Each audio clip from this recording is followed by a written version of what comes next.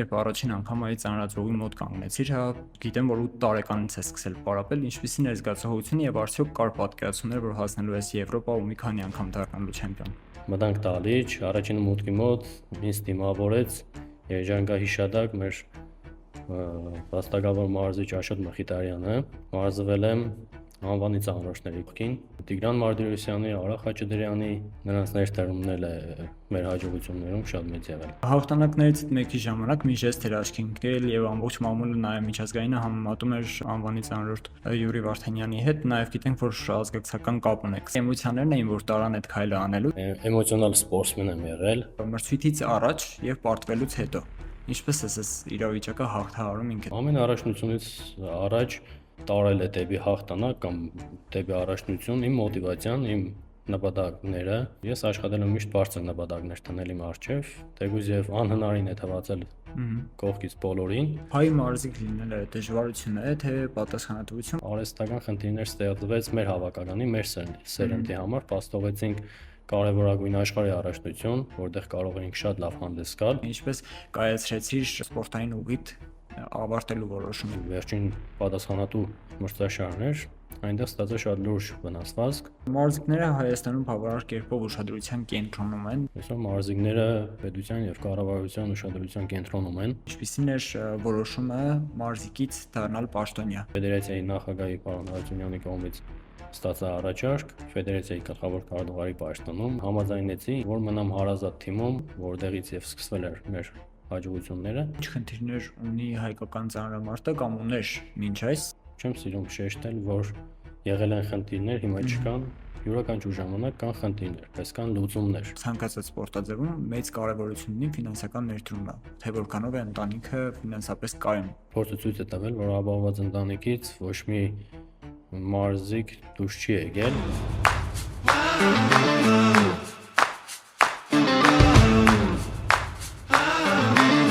Բարևձեզ քաղաքում տաղավարում այսօր զրուցելու եմ ծանրամարտի Եվրոպայի կրկնակի չեմպիոն Սամվել Կասպարյանի հետ։ Ողջույն Սամվել։ Ողջույն։ Շնորհակալություն մեր հավերն ընդունելու համար։ Ասեմ շնորհակալ։ Խոսենք այն մասին, երբ առաջին անգամ այդ ծանրաձողի մոտ կանգնեցիր, հա, գիտեմ, որ 8 տարեկանից ես սկսել պարապել, ինչպիսին էր զգացողությունը եւ արդյոք կար պատկերացումներ, որ հասնելու ես Եվրոպա ու մի քանի անգամ դառնալու չեմպիոն։ 8 տարեկանից սկսել եմ մարզվել։ Առաջին քայլերս կատարել եմ մոր եղբորս ուղեկցությամբ, որ եղբայրս ծանրամարտի մարզիչ է, Հայաստանի վաստակավոր մարզիչ Արություն Եղոյանն է։ Նրա ուղեկցությամբ սկսել եմ առաջին քայլերս ծանրամարտում եւ մի պատմություն հիշեցի այս հարցից,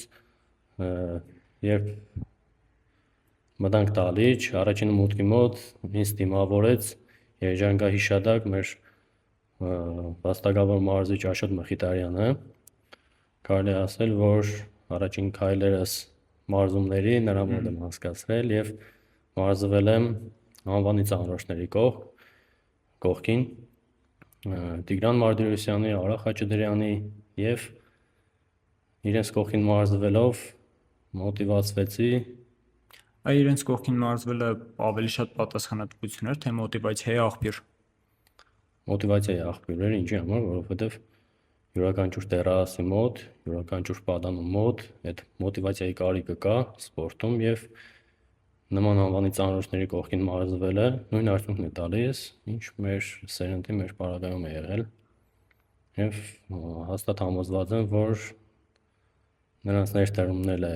մեր հաջողություններում շատ մեծ եղել։ Հաղթանակներից մեկի ժամանակ մի ժեստ էր աչքի ընկել եւ ամբողջ մամուլը նաեւ միջազգայինը համեմատում էր անվանի ծանրորդ Յուրի Վարդանյանի հետ, նաեւ գիտենք, որ ազգակցական կապ ունեք։ Սա եւս քեզ համար պատասխանատվություն էր ու մոտիվացիա եւ հենց այդ օրվա մասին խոսենք, էմոցիաներն էին, որ տարան այդ քայլը անելու, թե դա նաեւ, չգիտեմ, պատմությունը կրկնելու մոտիվ ուներ։ Տեսեք, համ պատմությունը կրկնվեց, ճիշտ եք, համ էմոցիաներից ելնելով ես բազմից են ներկայացրել, շեշտել են, որ կողքից մեր սպորտասեր հասարակությունը շեշտել են, որ էմոցիոնալ սպորտսմեն եմ եղել, իմ մրցելույթներում էլ բազմիցս ցույց եմ տվել իմ էմոցիաները, ես կյանքում այդքան էլ էմոցիոնալ չեմ, բայց հենց առաջնություններում, մրցաշարերում ես հենց մտնում եմ մրցաշարերի մեջ, հենց լիովին 100%-անոց այդ առաջնություններին իմ էմոցիաներով պատրաստվում ու մասնակցում էի։ Օրինակ ես մեդիա ոլորտում եմ եւ ուղիղ եթերից առաջ կա լարվածություն, անընդհատ փորձում ենք ամեն ինչ ավելի իդեալական փորձել մտքերը ձևակերպել ավելի ճիշտ երևալ կադրում, այ օրինակ հենց հիմա այ որն է այդ լարվածությունը սպորտսմենի համար եւ ինչպես է այդ հոգեբանական հաճանշումը ազդում, երբ հակազդում դրան կամ հաղթահարում, երբ որ լայն շրջանակների մոտ հասարակության հանրության բարձրացնելու եք այդ ծովը, դա վարժությունն է բավականին ծանր ֆիզիկական ուժ կիրառելու եւ մեկտեղված նաեւ հոգեբանական կենտրոնացման հետ։ Ինչպես է սա հաղթահարում։ Բոլոր պրոֆեսիոնալ մարզիկների մոդել կա լարվածություն, այդ մասնագիտական ոնց որ բոլոր մարզիչներն էլ, մասնագետներն էլ նույն համոզմունքին են եղել, որ ամեն մրցաշար բերում է նոր փորձ, նոր փորձի հաղթահարում եւ այդ լարվածությունները ամեն առաջնության եւ ամեն մրցաշարից հաղթահարում է պրոֆեսիոնալ մարզիկը եւ դառնում է ավելի կատարելագործված պրոֆեսիոնալ մարզիկ։ Եվ օրինակ այդ հոգեբանական ազդեցությունը եւ հոգեբանական ճնշումն է ավելի բարդ հաղթահարել, թե ֆիզիկական ծանրաբեռնվածությունը, որ այդ բանը բարձրացնելու եք։ Այդ ծանրամարտը բնական է, ինքը ծանրաբեռնված ֆիզիկական մարզաձև է, իսկ հոգեբանական կարող եմ միայն ասել, որ այդ հոգեբանական ստրեսները եւ հոգեբանորեն պատրաստվել առաջնություններին եւ մրցաշարերին միայն կարող է անել լավագույն մասնագետ մարզիչները, որոնք նրանք եւս պատրաստված են հոգեբանորեն եւ մասնագետներ, սպորտային հոգեբաններ կարող են պատրաստել մարզիկի հետ, մարզիչի հետ եւ ինձ թվում է այս պարագայում միայն կարող է օգնել լավ մարզիչը, հոգեբանորեն պատրաստված լավ մարզիչը եւ մեր պարագայում ունենք այդ փորձը, որովհետեւ մենք ֆիզիկական կուլտուրա եւ սպորտի ինստիտուտում եւ ես ինքս ավարտել եմ Միքայել Նալբանդյանի Գյումրու ներկայիս Շիրակի պետական համալսարանը, այնտեղ մենք անցել ենք սպորտային հոգեբանություն եւ այդ դասընթացներին էլ պատրաստում ենք սպորտսմեններին, մարզիկներին եւ մարզիչներին ինչպես հաղթահարել այդ ստրեսները, ինչպես հաղթահարել հոգեբանորեն հասնել դեպի նպատակ, դեպի նոր ձեռքբերումներ։ Մեզանից յուրաքանչյուրը ստրեսն ու այդ հոգեբանական ծանրաբեռնվածությունը հաղթահարելու իր փորձն է ձեռք բերում կամ հա մոտիվը, այսպես ասած, երևի իմունիտետ է այդ ամեն ինչով նաև ձևավորում։ Ինչպիսին էր քո մոտ առաջին անգամ եւ արդեն ամենավերջին, երբ որ որոշել էիր սպորտային էջը որպես ծանրորդ փակել եւ շարունակել արդեն այլ ուղղությամբ։ Առաջինը շատ լավ եմ հիշում, երբ մասնակցեցի մարզային առաջնության, տերասների, պատանիների մարզային առաջնությանը, այդտեղ պարտվեցի եւ գիշերները պես նորմալ չէի քնում, մտածում էի ինչն էր պատճառը, որ չհաղթեցի, դե բնական է, այնտեղ ինձանից ավելի տարիների փորձ ունեցող մարզիկներ կային, դե ինձանից շատ փորձ ունեին, իմ առաջին առաջնությունն էր ու սկսեցի ինքս ինձ մոտիվացնել, մարզիչները տեսան այդ հեռանկարը եւ սկսեցին ամեն անգամ խոսալ, բացատրել ու ամեն առաջնությունից հետո ես հաղթարում էի այդ ստրեսները ու մինչև վերջին առաջնությանն էլ պատրաստվել եմ հենց հոգեբանորեն էլ ստրեսները հաղթահարելով, դե նույն ֆիզիկական ծանրաբեռնվածությունն էլ է բերում ստրեսի, դե մենք ամեն մարզումներից հետո մեր հոգեբանական վիճակը բերում ենք իդեալականի, որպեսզի նախապատրաստվենք մյուս մարզումներին։ Մեր ընտանիքում էլ սպորտսմեն կա, կրտսեր եղբայրս հենց ծանրորդ է ու ինձ շատ հետաքրքիր է, բազմաթիվ անգամներ խոսել ենք իրար հետ, բայց ամեն դեպքում առաջին դեմքով ծանրորդի հետ այս հարցին պատասխան գտնելը ինձ թվում է ավելի օգտակար կլինի ինձ նաև որպես ավագ եղբայր։ Հայ օրինակ մրցույթից առաջ եւ պարտվելուց հետո ինչպես ես այս իրավիճակը հաղթահարում ինքդ մրցույթից առաջ ինչպես ես քեզ տրամադրում եւ նշեցիր պարտությունը փոքր տարիքում է եղել, բայց երբ արդեն ավելի երիտասարդ տարիքում է եղել օրինակ պարտությունները ինչպես ես փորձել հաղթահարել սա ինչը։ Ամեն առաջնությունից առաջ ինձ տարել է դեպի հաղթանակ կամ դեպի առաջնություն իմ մոտիվացիան, իմ նպատակները։ Ես աշխատել եմ միշտ բարձր նպատակներ դնել իմ առջև, թեկուզ եւ անհնարին է թվացել կողքից բոլորին։ Ես փորձել եմ ամենամաքսիմալ նպատակներին հասնել։ Իհարկե իմ նպատակները այնքան բարձր է եղել, որ ցավոք սրտի չկարողացա հասնել այդ նպատակներին, բայց մաքսիմալիստ եմ եղել սպորտում։ Իսկ պարտություններից հետո աշխատել եմ թե հաջողության դեպքում, թե պարտության դեպքում աշխատել եմ մոռանամ հենց առաջնության պահից հետո, որովհետեւ նախապատրաստվում մյուս առաջնություններին։ Իսկ եթե այդ ամեն ինչը չես մոռանում, չես հաղթահարում, հենց նույն այդ վայրկյանին, այդ արդեն հաջողության դեպքում բերում է աստղային հիվանդության, որը շատ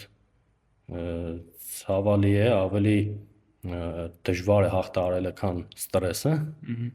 Իսկ պարտությունը մի օր, երկու օր չմարզվելով, տալիջից հեռանալով նորից կարոտում ես ու մտնում ես մարզատալիջ ու նոր նպատակների, նոր երազանքների հետևից ես գնում։ Պարզ է։ Եվ օրինակ նաև շրջապատի ընտանիքի ազդեցությունը ինչպիսին է, որովհետև շատ հաճախ մեզ ընտանիքում չեն հասկանում։ Օրինակ մեր ազգում չկային լրագրողներ եւ երբ որ ես որոշում էի կայացրել այս մասով շատ բարդ էր։ Ծերենի դեպքում գոնե երկու անվանի ծանրորդներ արդեն իսկ եղել են։ Ընտանիքի կողմից կար աջակցություն, թե այնուամենայնիվ ինքդ մենակ էիր քո այսպես ասած առաջ ծառացած խնդիրների եւ ուղիղ իմաստով ծանրաձողի առաջ։ Չէ, եղել են աջակցություն, միանշանակ։ Մայրս մանկավարժ է, հայրս նույնպես սպորտսմեն է եղել, ֆուտբոլիստ է եղել, ցանկացել է շարունակեմ սպորտով, ֆուտբոլով, բայց այն իմ պատանի տարիքում, դեռահաս տարիքում ֆուտբոլը այդքան էլ զարգացած չէր, մանավանդ Գյումրիում, եւ մոր եղբայրս նոր էր սկսում մարզչական իր կարիերան, հենց տարա մարզատալիջ, որովհետեւ կոփվեմ, ուժեղանամ, հետո հետագայում տարիներից արդյունքում որոշեցինք հենց բուն նպատակասլաց պատրաստվել Հայաստանի առաջնություններին, մեծ նպատակ էի դրել Եվրոպայի առաջնություններ մասնակցելու, միշտ մոտիվացիան գտել եմ սպորտում։ Եվս հաղթանակներից հա նվաճումների ընթացքում, եթե չեմ սխալվում, 2 ոսկե մեդալ, 3 արծաթե, որն է քեզ համար ամենաարժեքավոր մեդալը, եթե ասենք, որովհետև վստահաբար տարբերություն լինելու է, տարբեր անգամներ, տարբեր հոգեբանական պատրաստվածություն եւ ֆիզիկական պատրաստվածություն ես ունեցել։ Միանշանակ շեշտեմ 2023 թվականի Եվրոպայի առաջնությունը, որը կայացավ Երևանում, այդ աննկարագրելի էմոցիաներ, աննկարագրելի զգացողություններ եմ ապրել հենց այդ օրը ու հենց այդ երջանկությունից էլ կարելի ասել չեմ քնել, բայց այնքանով է տպավորվել, որ հայրենի երկրում, հայրենի հողում պարգևեցինք նախ 4 ոսկե մեդալ մեր մարզասերներին, երկրպագուներին եւ շանս ընձեռվեց ընտանիքի անդամներ, բարեկամներ, հարազատներ, սպորտասեր հասարակությունը եկավ ու տալիջում ապահովեցին իրանց այդ էմոցիաներով մեր հաղթանակները կերտեցինք իրանց ներկայությամբ։ Հաջորդ հարցս հենց զգացողությունների մասին էր, որի մասին արդեն առաջ անցնելով պատասխանեցիր, բայց ինձ համար նաև կարևոր է, երբ որ հա հանդիսականի շարքերում ընտանիքի անդամներն են, ընկերները, որովհետև երբ արտերկրում ես, հաստատ թիվը ավելի քիչ է, այլ մեր երկրում պատկերը այլ է։ Ինչպիսին է այս զգացողությունը, լարվածությունն է ավելի մեծ, պատասխանատվությունն է մեծ, թե չպարտվելու ցանկությունը։ Չէ, ունեցել եմ պատասխանատվության զգացողություն շատ մեծ, որովհետև Նախ ինձանից առաջ մասնակցել էին Գոռ Սահակյանը, Եվրոպայի չեմպիոն էր դարձել, Դավիթ Հովհաննիսյանը, Կարիկ Կարապետյանը եւ չորրորդ հնարավորությունը իմն էր դառնալու Եվրոպայի չեմպիոն, որը պատմություն կկերտեր, որովհետեւ Հայաստանի հավաքականը չի ունեցել նման արդյունք եւ այդ չորրորդ ոսկին էլ թողեցինք Հայաստանում, նվաճեցինք եւ պատմություն կերտեցինք, շատ մեծ պատասխանատվություն է, որովհետեւ Դալիջում ընտանիքի տանտամներն են, հարազատներն են, չես ուզում տխրեն, չես ուզում որպեսի Կոպիտ ասած հիասթափեցնել։ հիասթափեցնել, հա։ Ինձ թվում է սա բացի սպորտսմեններից բոլորի մոտ ովքեր հարթակին են հանդես գալու եւ խոսքը լսարանն է վերաբերում այդ պատասխանատվությունը կա։ Միանշանակ այնքանով էր կարևոր, որովհետեւ պետությունը, այսինքն երկրորդ, եթե չեմ սխալվում, ամենակարևոր միջազգային մրցաշարերից մեկն էր բերել Հայաստան ու բռնցքամարտի Եվրոպայի առաջնությունն էլ լավ արդյունքներով հանդես եկավ մեր բռնցքամարտի հավաքականը եւ մենք պետք է ապացուցենք, որ արժանի ենք, որովհետեւ հյուրընկալենք մեր հարգի տակ ընդունենք Եվրոպայի առաջնությունը, շատ բարդավորեցնող էր։ Եվ հայ մարզիկ լինելը դժվարություն է, թե պատասխանատվություն, որովհետև տեսնում ենք բոլորին չէ որ հաջողվում է բնականաբար դառնալ չեմպիոն, բայց Հայաստանում իրավիճակը մի փոքր ավելի այլ է եւ ինձ թվում է դու ներսում լինելով դա ավելի լավ ես պատկերացնում։ Սա դժվարություն է, թե պատասխանատվություն հայ մարզիկ լինելը։ Գիտեք ինչ է, տարիների ընթացքում եղել են դժվարություններ։ Կնշեմ 2017-18 թվականներին մեր հավաքականը դժվարություններով անցավ այդ փուլը, ինչ առումով նախկին մեր հավաք սերնդի ներկայացուցիչները դոպինգ թեստերի հետ կապված խնդիրներ էր եղել, դրական թեստեր էին եղել եւ արհեստական խնդիրներ ստեղծվեց մեր հավաքականի, մեր սերնդի համար, փաստողեցինք կարևորագույն աշխարհի առաջնություն, որտեղ կարող էինք շատ լավ հանդես գալ, նոր սերունդ երիտասարդ կարող էինք մեր խոսքը հենց 17-18 թվականից ասել ու Եվրոպայի առաջնությունն էլ էր հնարավորություն, որտեղ կարող էինք երիտասարդ տարիքում շատ լավ արդյունքներ գրանցել։ Այդ 2-3 խոշոր մրցաշարերը փաստողեցինք եւ կարելի է ասել ձեռնունայն նստած սպասում ենք, էկրանի ցանկում հետևում ենք այդ առաջնություններին, բայց տարիներ հետո մենք մեր խոսքը ասեցինք մրցաշարում, միջազգային ասպարեզում ցույց տվեցինք, որ ինչքան էլ արհեստական դժվարություններ ստեղծեն մեր հավաքականների համար, մենք կարող ենք այդ ամեն ինչը հաղթահարել, շատ լուրջ տանել եւ ցույց ենք տալիս մեր արդյունքներով։ Ինձ համար օրինակ շատ կարևոր է, երբ մարդ զբաղվում է իրաց աշխատանքով ու նաև հաստատում դրանով, որովհետև ինձ թվում է դրանից ավելի հաճելի աշխատանք չկա, բայց ինձ համար շատ կարևոր է նաև այս հարցի պատասխանը, թե ինչպես կայացրեցիր սպորտային ուղիդ ավարտելու որոշումը, ինչպիսին էր այն քեզ համար։ Տեսեք, բազմից էի շեշտել իմ հարցազրույցում, որ ինձ սպորտում պահում միակ նպատակը օլիմպիական խաղերն էր, որովհետև ես արդեն շուրջ 15 տարի մարզվում էի եւ 10 տարի խոշոր մրցաշարերի եմ մասնակցում առաջնությունների եւ միակ նպատակս էր օլիմպիական խաղերը, որտեղ կարող էի իմ վերջին խոսքը ասել, ունեի վաստակած միավորներ, վարկանիշ, ձեռք էի բերել աշխարհի եւ Եվրոպայի առաջնություններից, ցավոք սրտի աշխարհի գավաթի վերջին վարկանիշային առաջնություններ եւ աշխարհի գավաթին մասնակցեցի եւ ստացա շատ լուրջ վնասվածքով գնացել էի ես առաջնությանը եւ չէր մնում էլ հետ քայլ անել, այսինքն վերջին պատասխանատու մրցաշարներ, այնտեղ ստացա շատ լուրջ վնասվածք, ծնկների հետ կապված խնդիր ունեի եւ առաջնությունից հետո միանգամից որոշեցի կարիերաս ավարտեմ, ինչի համար, որովհետեւ ժամանակի ընթացքում հասկացա, որ առողջությունից թանկ ոչ մի բան չկա, կարելի է նույնպես մոտիվացիան եւ նույնպես նպատակները կիրառել սպորտի ոլորտում, բայց արդեն այլ հարթակից։ Եվ մարզիկները Հայաստանում բավարար կերպով ուշադրության կենտրոնում են, թե ոչ այնքան, որովհետև սրանից փոխոխահաջորդ հարցը արդեն նոր ոլորտի է վերաբերվում։ Դե միանշանակ կփաստեմ, որ այո։ Այսօր մարզիկները պետության եւ կառավարության ուշադրության կենտրոնում են գտնվում, որովհետև ես երկու անգամ եմ դարձել Եվրոպայի չեմպիոն, մեկը դարձել եմ 2021-ին, մեկը 23-ին։ Ուզում եմ նշեմ, որ 2021 թվականին Եվրոպայի չեմպիոնը պարգևադրվում էր 3 միլիոն դրամով, 2023-ին 6 միլիոն դրամով, այսինքն կրկնապատկվել է պարգևավճարները, ավելացել են աշխատավարձեր, նպաստներ, սպորտային թոշակներ եւ արդեն պետության ուշադրության կենտրոնում է օլիմպիական ծրագիր է ներկայացվել այս տարվանից պետք է մարզիկները օլիմպիական ծրագրով, որոնք հնարավորություն հեռանկար ունեն օլիմպիական խաղեր նախապատրաստվելու հավելյալ նպաստներ ստանան։ Եվ հիմա Ծանրամարտի ֆեդերացիայի քարտուղարի արդեն այս պաշտոնի մասին խոսենք, ինչպիսին էր որոշումը մարզիկից դառնալ պաշտոնյա եւ ինչ փոխելու նպատակով մուտք գործեցիր այս ոլորտը։ Ես կարիերայիս ավարտից հետո իմ Facebook-յան էջում սոցհարթակներում մի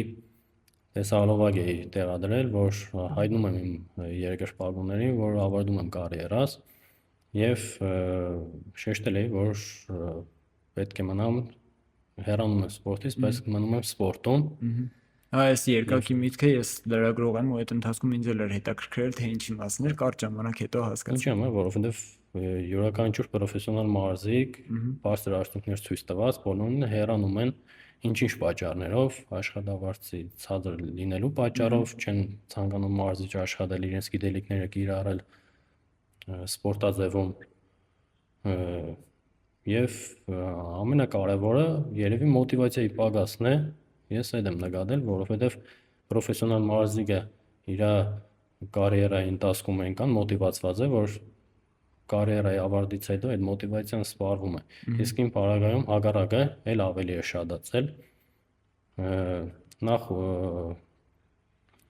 ես նշանակվել էի պատանիների հավաքականի երկրորդ մարզիչ, արդեն մարզչական գործունեություն էի ծավալում եւ տարեսկզբին 2025-ին տարեսկզբին ունեցանք ֆեդերացիայի նորընտրություններ եւ ֆեդերացիայի նախագահի պարոն Հարությունյանի կողմից ստացա առաջարկ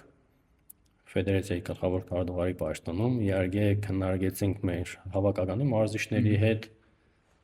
եւ համաձայնեցի ինչ առումով, որ մնամ հարազատ թիմում, հարազատ մեր հավաքականում, որտեղից եւ սկսվել էր մեր հաջողությունները եւ նոր մոտիվացիայով, նոր նպատակներով շարժվում ենք առաջ։ Եվ ինչ խնդիրներ ունի հայկական ծանրամարտը կամ ուներ մինչ այս եւ որ խնդիրներն ես արդեն հա պաշտոնը ստանձնելուց ի վեր փորձել պահել ուշադրության կենտրոնում լուծել, ինչու ոչ։ Ասենք յուրաքանչյուր ժամանակ չեմ սիրում շեշտել, որ եղել են խնդիրներ, հիմա չկան, յուրաքանչյուր ժամանակ կան խնդիրներ, բայց կան լուծումներ։ Այլ բան է խնդիրները փնտրել կամ գիտակցել, որ այդ խնդիրը ու հարցին լուծում չտալ, բայց այլ բան է խնդիրները չբարձրաձայնել, խնդիրներով առաջ գնալ եւ այլն։ Մենք ունեցել ենք կայացած թիմ, կայացած հավաքական, կայացած սերունդ, բազմիցս ենք ապացուցել մեր հաջողություններով, բայց ներկայիս արդեն ի պաշտոն է, նայում եմ հետ, տեսնում եմ, որ պատանիների հոսքը քչացել է ծանրամարտ մարզաձևում, ինչի համար, որովհետև կա այլ միջոց հայտնի դառնալու, այսինքն թե մեր սերնդի ժամանակ տեսնում ենք Եվրոպայի չեմպիոններ, կապ չուներ ծանրամարտ, բռնցքամարտ, թեմպուշամարտ, որպես հեղինակություն մարզիկ մենք իդեալ ենք ստեղծել մեր համար մի մարզիկի եւ գնացել ենք, մոտիվացվել ենք եւ դարձել ենք չեմպիոններ։ Իսկ հիմա կան այլ բնույթի հետաքրքրություններ, որը մարդուն դարձնում է ավելի հայտնի, ավելի հեշտ է վաստակում եւ այստեղից հոսքը քչացել է ծանրամարդ մարզաձև։ Ինչ անել, պետք է գնալ լուրջ ռեֆորմների, այսինքն փոփոխություններ, պետք է նոր հետաքրքրություններ մտցնել ծանրամարդում,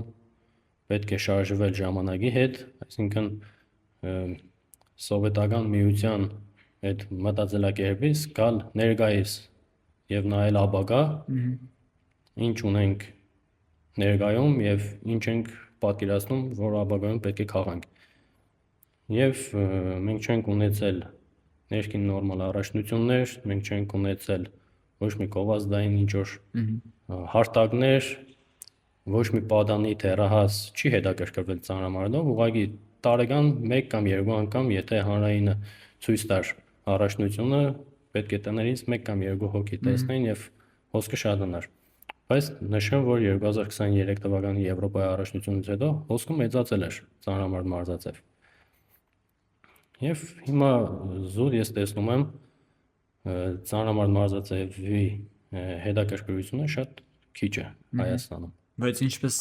դեպի ծանրամարդ էլի ուշադրությունը բերել, սևեռել, ճիշտ նշեցիր, ես ինքս էլ այդ հեռուստադիտողներից մեկն եմ եղել, չնայած հիմա աշխատանքս ավելի շատ էկրանում է, քան էկրանցային կողմ, բայց կար ժամանակ ես էլ շատ հետևում էի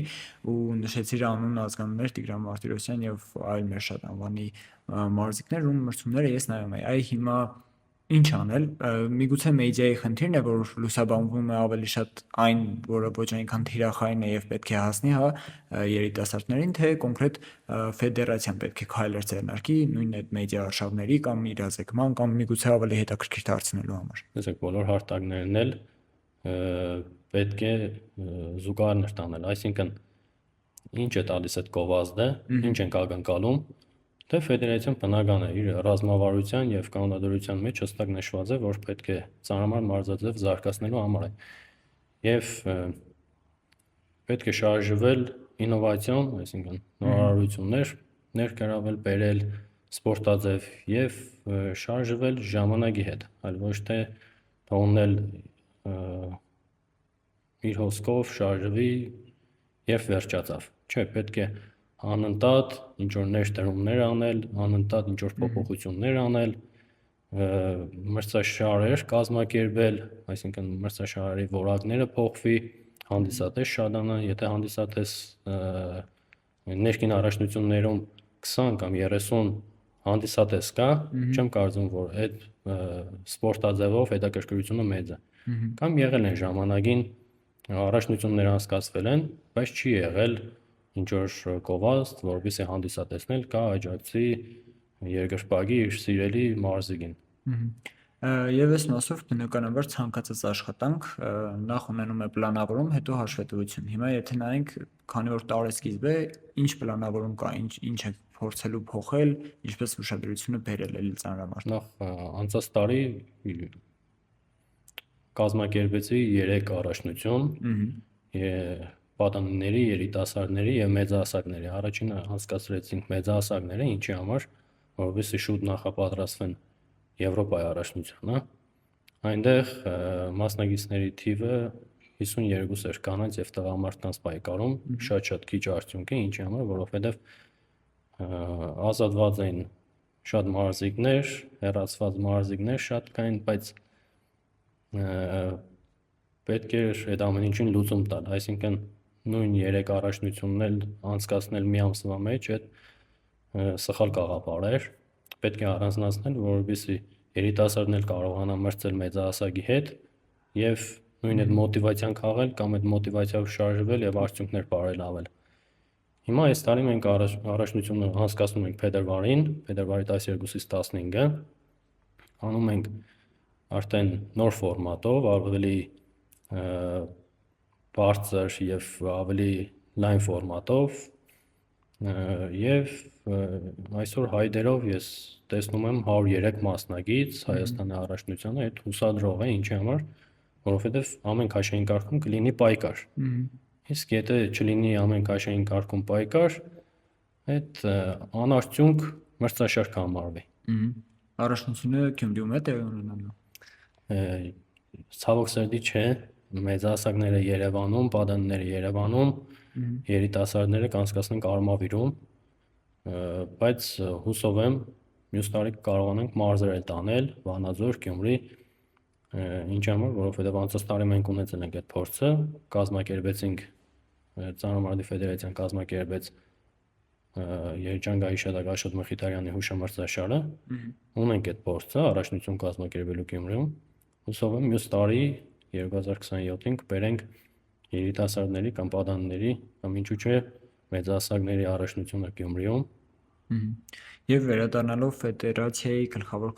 քարտուղարի քո պաշտոնին, որն է այս պաշտոնում քո գլխավոր նպատակը։ Ի սկզբանե ես եկել եմ նպատակով, ճիշտ ասած իմ նպատակը աշխարհի առաջնությունն է 2027-ի, որը կայանալու է Երևանում, շատ կարևոր առաջնություն է, օլիմպիական վարկանիշային առաջնություն է համարվում, աշխարհի ուժեղագույնները գալու են Երևանում եւ ամենակարևորը 2028 թվականի օլիմպիական խաղերն են Լոս Անջելեսի, որը պետք է նպատակային գնալ եւ թիմային համախմբվածության շնորհիվ պետք է գնանք լուրջ արդյունքների։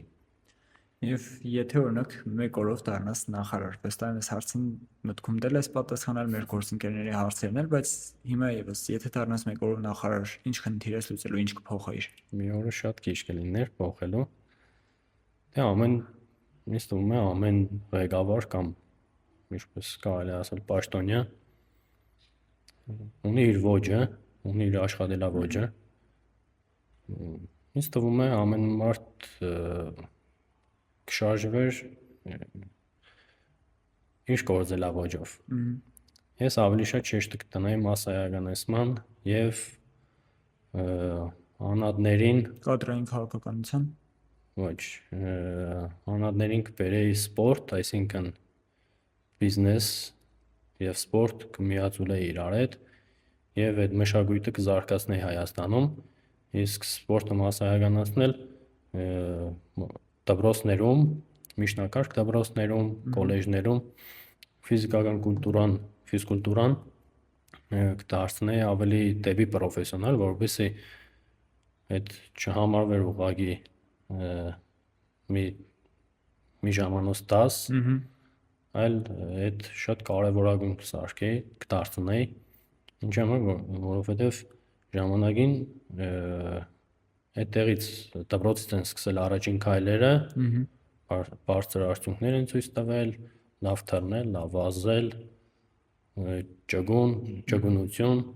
եւ ֆիզկուլտուրայի դասատուները ուղղորդել են իրենց դեպի սպորտ, դեպի արդեն մասնագիտացված խմբեր։ Ինձ թվում է այդ կփոխեի։ Լավ, եւ խոսեցինք նաեւ այն մասով, որ ուշադրությունը կամ հետաքրքրությունը եղել է ժամանակ կամ անգամ հիմա պակասել է դեպի ծանրամարտը, բայց ես օրինակ գիտեմ դեպքեր, երբ նաեւ հիմա օրինակ ցանկացած սպորտաձևում մեծ կարևորություն ունի ֆինանսական ներդրումը, թե որքանով է ընտանիքը ֆինանսապես կայուն, որովհետեւ վիտամիններ եւ այլն բնականաբար ինձանից լավ գիտես, այս սա որքանով կարող է ազդել մարզիկի մտածելակերպի, մոտիվացիայի եւ դեպի առաջ նայելու, ինչպես նշեցիր դու, օրինակ ունեցել ես շատ մեծ պլաններ, որի անգամ այս մեծ հաջողությունները համարում ես փոքր մասը, ինչպես ունենալ այդպիսի մեծ մոտիվացիա, երբ որ կա օրինակ հենց կենսական խնդիր։ Տեսեք, շեշտեցի բիզնես գումարել սպորտ, ինչի համար անհատը պետք է ներդրում կատարի մեծ սպորտում եւ այդտեղից իր արդյունքը քաղի, իսկ սպորտսմենն էլ կամ սպորտը, մեծ սպորտը իր արդյունքը քաղի այդտեղից։ Իհարկե, ապահովված ընտանիքից փորձը ցույց է տվել, որ ապահովված ընտանիքից ոչ մի մարզիկ դուրս չի եկել, այսինքն բոլորն էլ ինչ որ մի կարգավիճակ են ունեցել, ֆինանսական ինչ որ մոտիվացիայի շարժիչը ծանր օրերն են։ Ծանր օրեր, հա, դժվար տարիներ ու այդ ամեն ինչը բերել են մեզ նպատակներին։ Իսկ ես ովա դրությամբ կա աջակցություն, արդեն իսկ կա ինչ որ մի հատ կետ, որը եթե ցույց է տալիս արդյունք, այդ կետին հասնելու դեպքում պետության աջակցությունը դու զգում ես։ Իսկ այլ բան է, երբ մասնավորին բերում ես այդ դաշտ, այսինքն ֆեդերացիա, կազմակերպություններ, ակումբներ, բնավ կապ չունի որ սպորտաձև։ Այդ կոնկրետ մասնագիտացված կազմակերպությունը կամ ակումբը ինքը արդեն իր ռազմավարությունով է շարժվում եւ ավելի է խորացնում, զարգացում։ Իսկ եթե շեշտը տնենք ուղղակի այն կոնկրետ թիրախային մարզաձևեր, այսինքն որոնցից որ ուժեղ ենք, հա, այսօր մենք ունենք շատ լավ դպրոց ծանրամարտից, շատ լավ դպրոց մշամարտից, բռնցքամարտից, բայց շատ սպորտաձևեր ունենք, որ հենց այդ ֆինանսական կամ լուրջ ներդրումներ չեն լինում, դրա հետևանքում չկա հոսք, չկա արդյունք, դժում է սպորտային ապագան, սպորտսմենը։ Եվ օրինակ խոսեցինք մոտիվացիայի մասին, որը կապում են այդ մասով, այսինքն կարող ենք ասել, որ սա երբեմն արդարացում է սեփական մոտիվացիայի պակասը կամ թուլությունը ծածկելու համար։ Չէ, մոտիվացիան, եթե չլինի մոտիվացիա, չի լինի արդյունք։ Այսինքն կլինի միջակ մարզիկ։ Իսկ միջակությունը կյանքում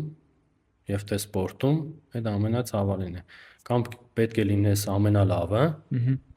կամ վատը։ Չես կարող լինել միջակ։ Միջակությունը կյանքում հետ բերում է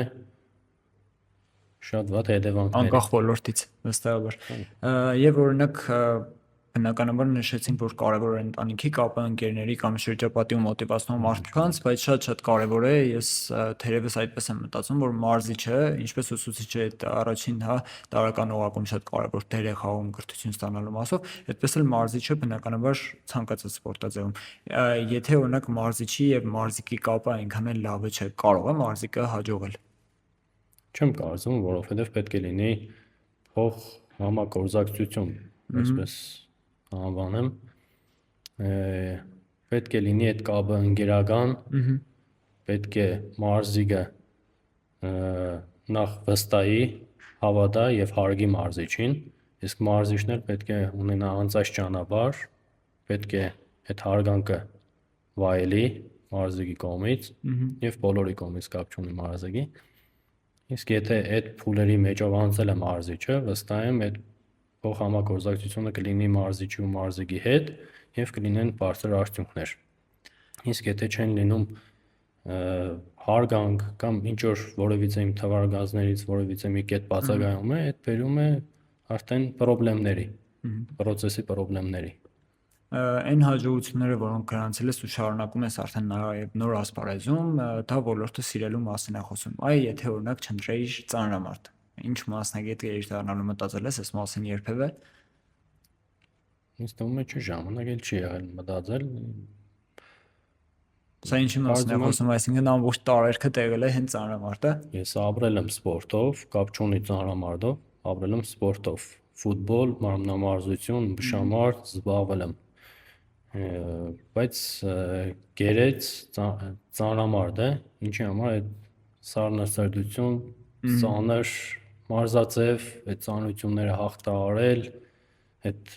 դժվարություններ, վնասվածքներ, այդ ամեն ինչը, հա, բոլոր մարզաձևերում էլ կա իր բարդությունները, բայց ինչ մնում է մարզաձևը, ինձ ավելի շատ ես փնտրեցի մոտիվացիան հենց այդ բարդություններից, այսինքն սկսեցի առաջին քայլերս, բարդություն, դժվարություններ ու այդ ամեն ինչը դժվար հաղթահարելով եկանք եւ հաջողություններ գրանցեցինք։ Ու կուլմինացիան եղավ հաջողությունները։ Նաև խոսանք այն մասին, շատ թյուր կարծիք կա, նույն չնայած երբեմն կարող ենք ասել, որ այդքան էլ թյուր չէ, որովհետև ես հիմա կփաստեմ այդ մասին։ Ասում եմ, որ սպորտսմենները կրթվել այդքան էլ չեն սիրում, բայց ես քեզանից առաջին անգամ չէ որ հարցազրույց ունենալու հնարավորություն ունեմ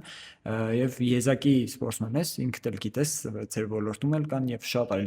սպորտային ոլորտներում որ խոսելուց խուսափում եմ բայց սա ոչ թե կոմպլեքս է հարցազրույցից, այլ երբեմն սեփական միտքը ձևակերպելու, երբեմն հաղթանակից հետո անգամ տեսնում ենք մեկ նախադասություն կազմելը բարդ է լինում սպորտսմենների մոտ։ Սա կարծրատիպ է որպես այդպեսին մեր քաղաքում, թե ամբողջ հանրապետությունում կամ Հայաստանում այս կարծրատիպը կա, չնայած նաև շփվել ես միջազգային սպորտսմենների հետ։ Աշխարհում է տարածված։ Ահա։ Ինչի համար, որովհետև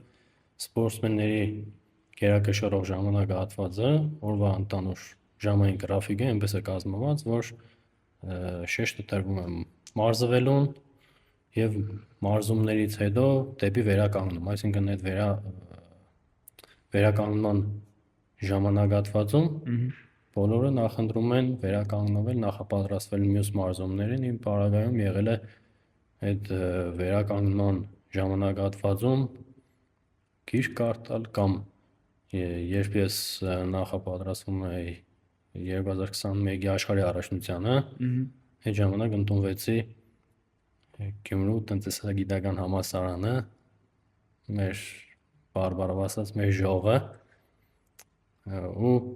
առաջին քայլերս այն եղավ, որ պարոն Պետրոսյանի հետ ընդհանուր հայտարարի եկանք, կամ ես սովորում եմ, կամ ընդառաջել չլինի, ինչի համար, որովհետև համարում եմ իմ կրթվածության մակարդակը թերի, այսինքն ֆիզկուլտուրայի ամբիոնում ես 4 տարի ուղղակի հաճախել եմ, ինչ որ մասնագիտական ոչ մի կրթություն չեմ ստացել, ինչ առումով բացատրեմ, հավաքներին շատ էին մասնակցում ու հեռավար դասընթացներ չէր կազմակերպվում, բայց երբ գտնվել եմ քաղաքում, տանը, մասնակցել եմ դասերին, բայց թերի են մնացել, այդ բլոկը թերի էր մնացել, բաց է եղել որպես այդպեսին։ Ընտրեցի կառավարում բաժինը, միանգամից ֆիզկուլտից կառավարում, շատ բարդ էր անցումը, ինչի համար կառավարում, որովհետև եթե սպորտն ու կառավարումը միաձուլվում են իրար հետ, դառնում է սպորտի մակարդակի բարելավում, ինչ-որ level up, ու նույնը կարող եմ ասել մյուս մարզիկների առումով, շատ մարզիկներ կան, որ ուղղորդված գնացել են, հենց կրթվել են, բայց այդ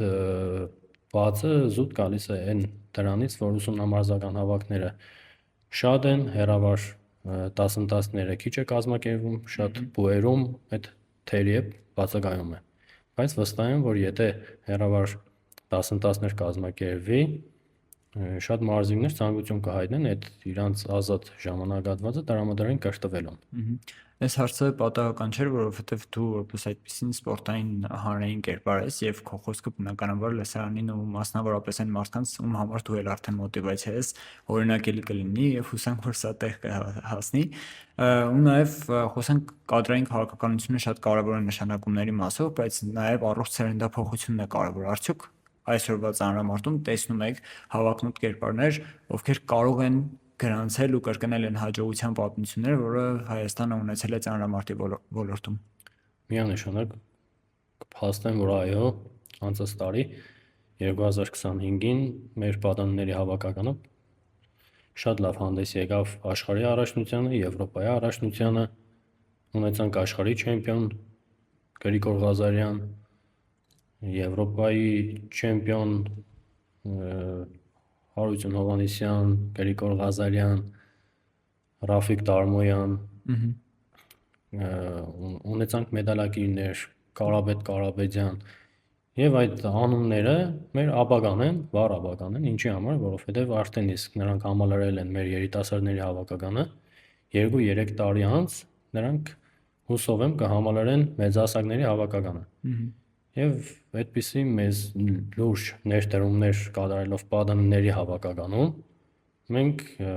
2-3 տարի անց կունենանք նույն են հնչեղ անուններից, որոնք ունեցել ենք մեր պատմության ընթացքում, նոր պատմություններ, կերդաղներ կունենանք։ Եվ նշեցիր նաև մասնագիտական խիստ տարբեր ասպարեզում քեզ փորձելու ցանկությունդ, սա խոսում է այն մասին, որ եւս մեկ անգամ հաստատում ենք, մենք նաև կայանում ենք ու ավելի այսպես ասած աճում են դեպքում, երբ որ մենք կոմֆորտից դուրս ենք գալիս, կարելի ասել դու սպորտային այդ շրջանակից դուրս գալով սա աճ որպես այդպեսին եւ առհասարակ մասնագիտական աճի գրավականներից մեկը ինքդ էլ համարում ես ոլորտային փոփոխությունը կամ համատեղելիությունը խոսքը կրթվելու մասին է։ Դե միանշանակ, որովհետև եթե մարդ չի ինքնակրթությամբ իր զբաղվում, կապ չունի հենց ինչ որ կոնկրետ փուլում կամ քոլեջում ինքնակրթվելով, այսինքն լեզուների տիրապետել, կոմունիկացիոն ինչ որ կարողանալ օդար լեզու, չեմ ասում 100% Առնվազն հաղորդակցվել։ Կարողանալ կոմունիկացիոն ինչ որ կոմունիկացվել կոլեգաների հետ, դա արդեն իսկ արդյունք է։ Ես օդար լեզուներին այդքան էլ լավ չէի տիրապետում, այդ մեր միջազգային փորձ, այսինքն միջազգային առաջնություններին մասնակցել,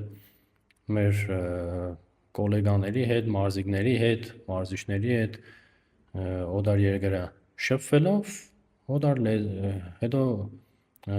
այդ կրթությունն էլ ստանալով ունեմ ինչ որ X մագարտակ, որ արդեն իսկ կարող եմ այդ հարցերով զբաղվել արդեն օդար լեզվով։ Նույնը խորհուրդ եմ տալիս իմ շրջապատում, մեր ընկերներին, մեր մարզիկներին,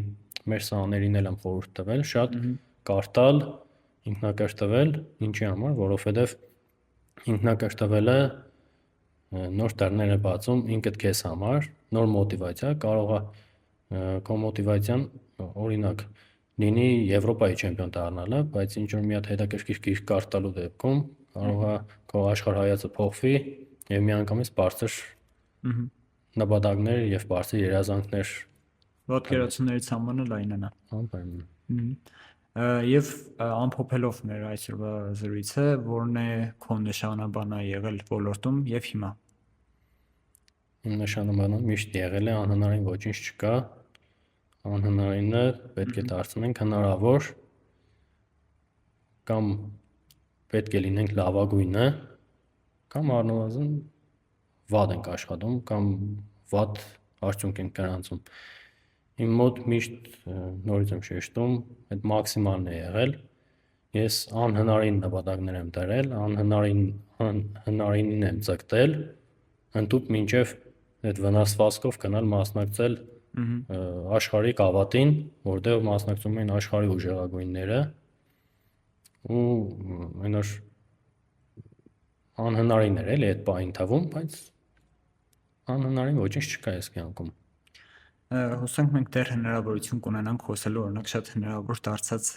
հնարավորությունների համար, որոնք ինքդ որպես ֆեդերացիայի գլխավոր քարտուղար իրականություն դարձնես նաև մեր մարզի ապագա սաներում ներկա մարզիկների համար։ Շնորհակալություն ստացված զրույցի համար։ Ես եմ շնորհակալ։